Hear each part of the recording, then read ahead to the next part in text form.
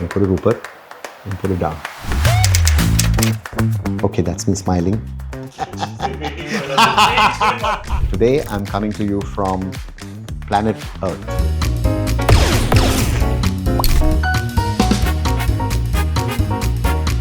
Episode 5, Validation. So this is me talking about life experiences, cinema, and hopefully not in a way in which it'll pakao you. This is Mad-Vani. So, and today, I'm coming to you from planet Earth, and this is, let's talk about validation. The arbiters of culture or the arbiters of opinion makers. What happens if you don't measure up? What happens when your report card is not as good as you hoped it would be? And therefore, what is the kind of, how do you prepare yourself? How do you get yourself into a state of immunity? And what are the things that you need to do to give yourself that vaccine of immunity to, sort of, as Hamlet said, to withstand the slings and arrows of outrageous fortune. That's from To Be or Not to Be, which is the slings and arrows of what comes at you from life. Many questions that we all go through. You know, I've had, in the work that I've done, whether it's in advertising or series or movies, I've been basically, if one looks at it, there are 4 kinds of successes. And let's say that there is, sort of critical success. There is popular success, which is when the people like you. Then there is personal success, when you like what you did.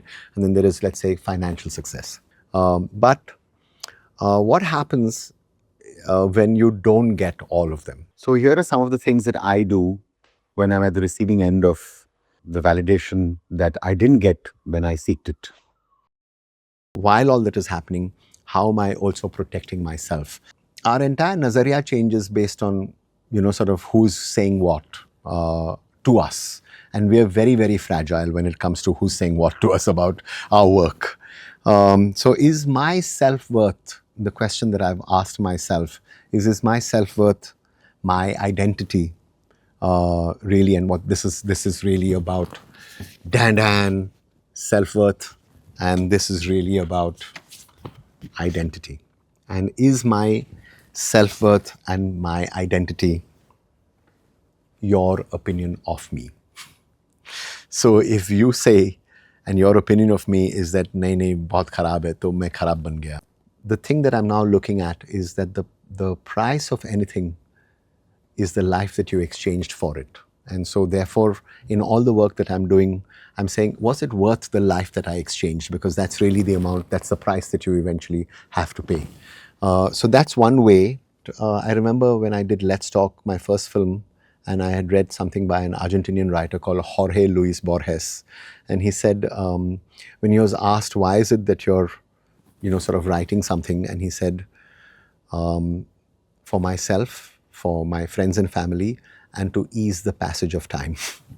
And this ease of the passage of time that one is doing, I think in the work that I'm doing, it certainly helps me to measure my opinion, my identity, my self-worth by measuring it against life and time. But I'm going to say about a shairi that I read recently, which said, "Arey haan haan hue hum logo ke liye diwane, ab logo ko zara hosh mein aa jaane do."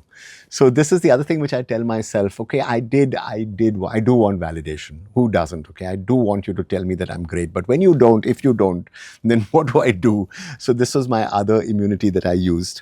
So here's something I wrote for the first time on camera with no beat at all, talking about validation. It's been a hard 2 weeks, though I think I'm doing well. The reaction's been a little quiet, but what's helped is some sugar in my diet. I was slammed by the audiences and the critics, but there's no tears coming down my cheeks. I wonder how that's happened. I wonder, is that okay? Should I be feeling something else? Or is it me, as I read somewhere, just trying to be my better self? My better self, my better self. I've learned that it's easier to try to be better, your better self, than to be myself. They say be thyself. I'd say be thy better self. And that's actually a practice. It's not something that you get off a bookshelf.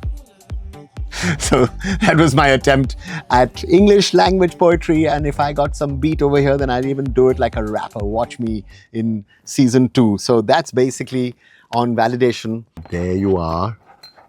Keep those keys very close to yourself. There'll be enough people trying to take it away from you. But this is really what our grandmothers and our mothers wore in their sari, right at the edge of it. This is the keys that they used to carry.